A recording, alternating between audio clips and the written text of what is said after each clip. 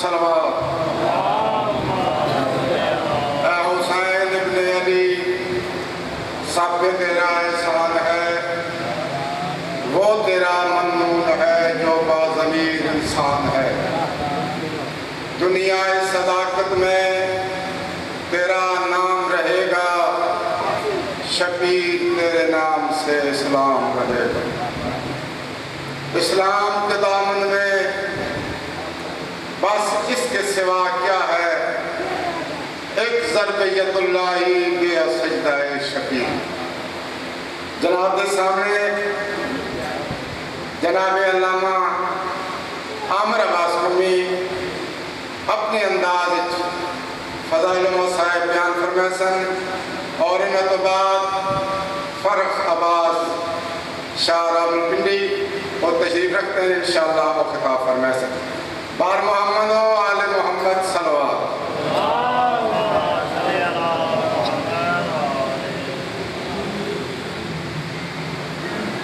التماس دعا برائے حجت خدا اعوذ باللہ من الشیطان الرجیم، بسم اللہ الرحمن الرحیم۔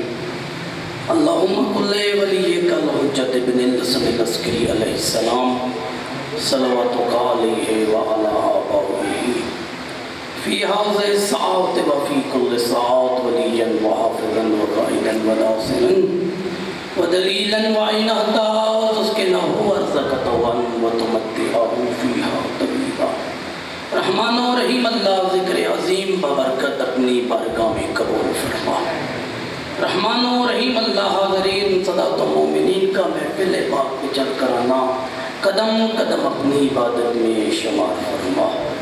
حاضرین محفل میں اگر کوئی مریض ہے تو ذکر پاک کے صدقے شفا عطا فرما۔ مالک اللہ اگر کوئی بے روزگار ہے تو مجلس امام کے صدقے روزگار عطا فرما۔ مالک اللہ اس گاؤں تنیل فتوئی کے جتنے سادات و مومنین دنیا سے جا چکے ہیں تمام کی قبروں پہ رحمتوں کا نزول فرما۔ بالخصوص سید ملازم حسین شاہ صاحب کو جوار سیدہ میں جگہ عطا فرما۔ ان کے بیٹوں کے رزق میں دن دگنی رات چگنی ترقی عطا فرما۔ آج اور کل کی عزاداری میں جتنے سادات و مومنین نے تعاون کیا ہے سب کی عبادت اپنی بارگاہ میں قبول فرما۔ سب کے رزق میں دن دگنی رات چگنی ترقی عطا فرما۔ اور سید گلزار حسین شاہ صاحب کو جوار مظلوم کربلا میں جگہ عطا فرما۔ جس مقام پہ مظلوم کربلا کی عزاداری ہو رہی ہے امام کے عزاداروں کی حفاظت فرما۔ ہمارے ملک وطن عزیز پاکستان کی مالک اللہ ذکر عبادت کے طفیل مالک اللہ حفاظت فرما۔ مالک اللہ ہر عزادار علی جن ولی اللہ پڑھنے والے کو کربلائے معلیٰ کی زیارت سے مشرف فرما۔ واجب سمجھ کے مالک اللہ امین کہیے گا ہمارے ہادی برحق امام زمن علیہ السلام کا جلدی ظہور فرما۔ ہمیں امام کے نوکروں میں سے شمار فرما۔ تمام دعاؤں کی قبولیت کے لیے محبت بھری صلوات پڑھ دیں۔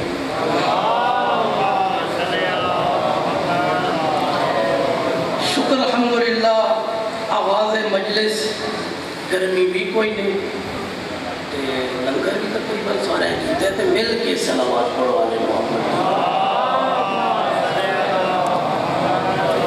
اعوذ باللہ من الشیطان الرجیم، بسم اللہ الرحمن الرحیم۔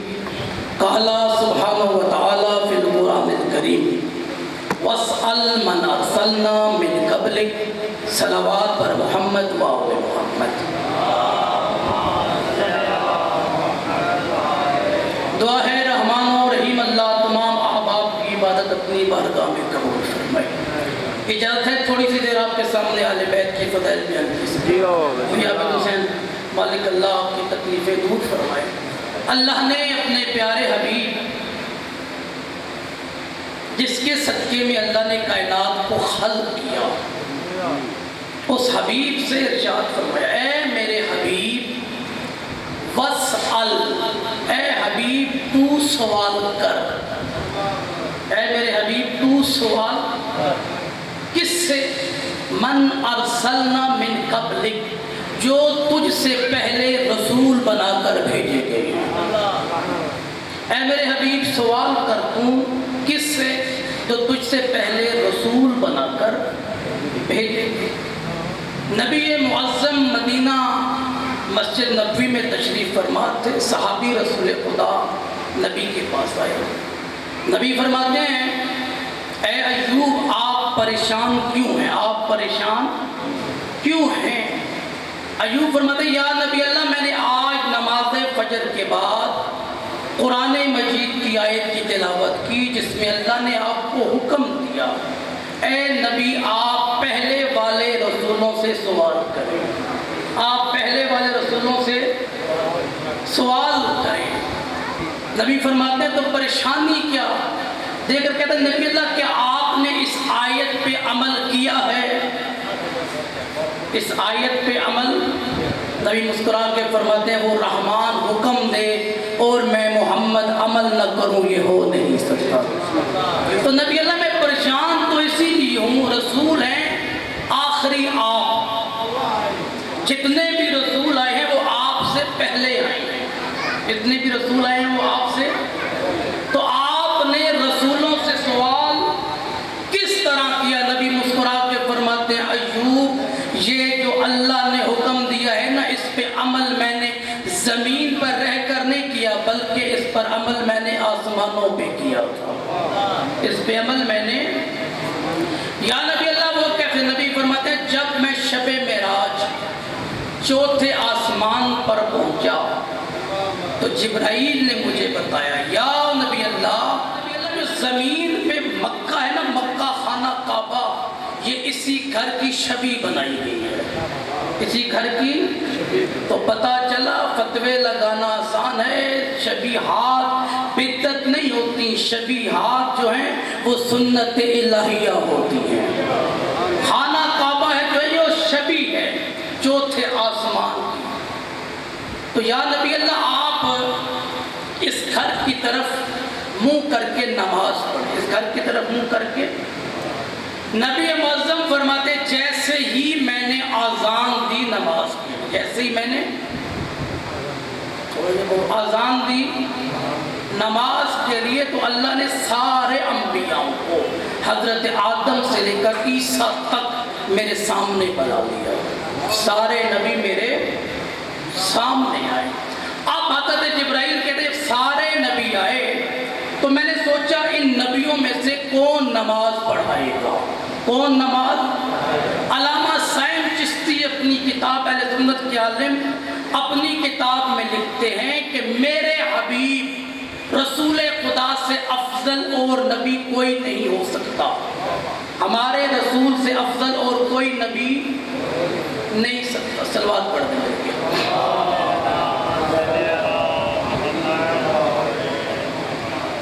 پھر بھی مل کے صلوات پڑھ دیں۔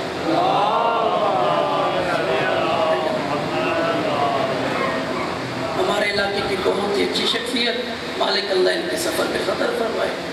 تو علامہ صاحب نے لکھا جی کہ ہمارے نبی سے افضل کوئی نبی ہو، انہوں نے دلیل یہ بتائی کیونکہ جبرائیل نے سارے نبیوں میں سے ہمارے نبی کا ہاتھ بلند کیا تھا، ہمارے نبی کا ہاتھ بلند کیا۔ تو کہنا یہ چاہتا ہوں جبرائیل جس نبی کا ہاتھ بلند کرے وہ سارے نبیوں میں بلند نبی محمد مصطفیٰ بن جاتا ہے۔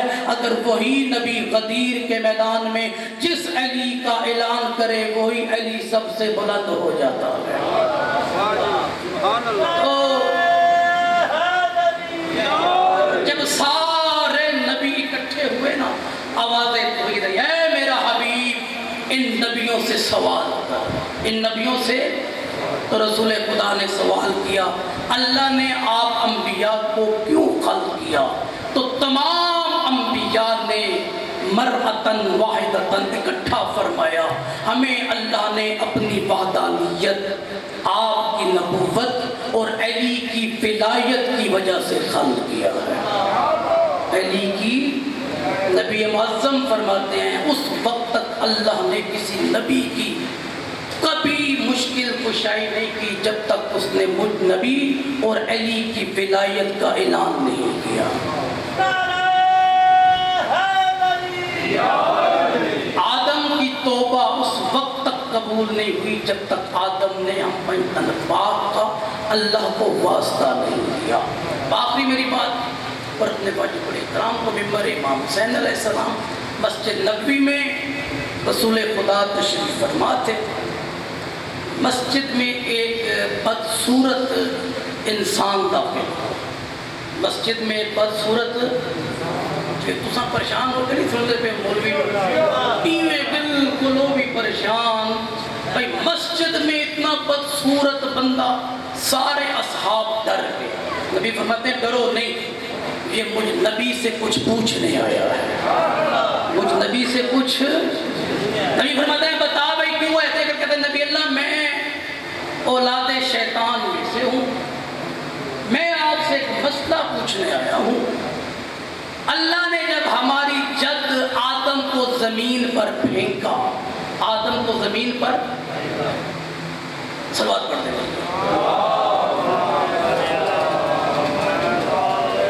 اللہ نے ہماری جد شیطان کو جب زمین پر پھینکا تو وجہ بنی حضرت آدم، وجہ بنی حضرت، ہم شیطانوں نے میٹنگ کی کہ جب آدم زمین پر آئے گا نا، ہم اولاد شیطان آدم پہ مل کر حملہ کریں گے، مل کر۔ ہم نے میٹنگ کے مطابق اللہ نے جب حضرت آدم کو زمین پہ بھیجا، آدم اکیلا تھا، ہم ساروں نے مل کے حضرت آدم پہ حملہ کیا کہ ہم ابھی آدم پر حملہ کریں گے، آدم کو قتل کر دیں گے۔ تھنیر والوں اس سے جملہ قیمتی میرے پاس ہے کوئی نہیں، ہم اسی سوچ میں تھے کہ آدم کو بھی ہم قتل کریں گے، آدم ختم ہو جائے گا توحید ختم ہو جائے گی۔ اسی سوچ میں ہم آدم پہ حملہ کر رہے تھے، آگے سے ایک خوبصورت نوجوان نکلا جس کے چہرے پہ نقاب تھا، اس نے آدم کا کیا دفاع اور ہم پہ کیا حملہ۔ ہمیں اپنی جان بچانا بڑی مشکل بنی، ہم اپنی جان بچا کر واپس آئے۔ ہم نے پھر پلان کیا ہو نہ ہو یہ آدم سے بعد والا نبی ہوگا، آدم سے بعد والا، یا نبی اللہ۔ ہم نے نوح پر بھی کیا حملہ، جب نوح پر کیا حملہ تو پھر وہی خوبصورت نوجوان سامنے آیا جس کے چہرے پہ نقاب تھا۔ یعقوب، یوسف، ہر نبی پہ یا نبی اللہ ہم نے کیا حملہ، جس پہ بھی حملہ کرتے تھے وہی خوبصورت نوجوان چہرے پہ پردہ کیا ہوا ہر نبی کی وہ کرتا تھا مدد۔ یا نبی اللہ، آپ ہیں اللہ کے آخری نبی، آپ کی ہم نے آپ پر کیا احد پہ حملہ، آگے سے وہی نوجوان نکلا۔ نبی اللہ، ہم نے آپ پہ کیا حملہ، آپ کی جان بھی اسی نوجوان نے بچائی۔ نبی اللہ، پوچھنے میں یہ آیا ہوں آپ کے بعد نبی ہے کوئی نہیں، وہ ہر نبی کی مدد کرنے والا نوجوان کون تھا؟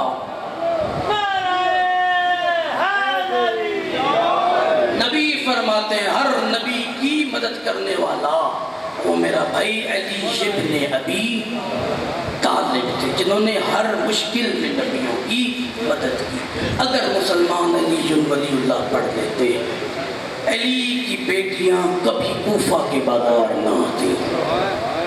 علی کی بیٹی جب کوفہ کے صدر بازار پہ پہنچی نا تو علی بیٹی نے ایک دفعہ دائیں دیکھا اور پھر بائیں دیکھا۔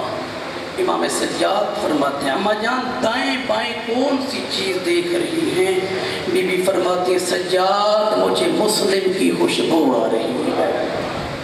حضرت 9 ذی الحج کو حضرت امیر مسلم کی شہادت ہے، با اختلاف روایات 12 محرم یا 13 محرم کو علی کی بیٹی کوفہ میں پہنچی۔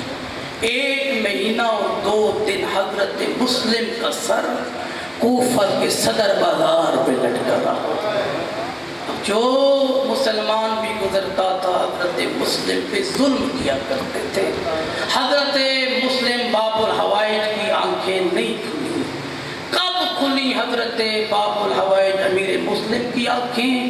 جب 12 محرم کو کوفہ میں اعلان ہوا نا خوشیاں مناؤ باغی کی بہن تمہارے شہر میں آ گئی ہے، اس وقت حضرت مسلم کا سر اتنا تڑپا اور پرواز کرنے کے بعد حضرت مسلم کا سر اس جگہ پر آیا جس نیزے پہ مظلوم کربلا کا سر تھا۔ حضرت باب الحوائج امیر مسلم اپنی کٹی ہوئی گردن میں امام حسین کے کان میں کہتے ہیں او میرا آقا حجت خدا تیرے 1000 اکبر کربلا میں قتل ہو جاتے، زینب کا قدم کوفہ کے بازار نہ آتا وما علیہ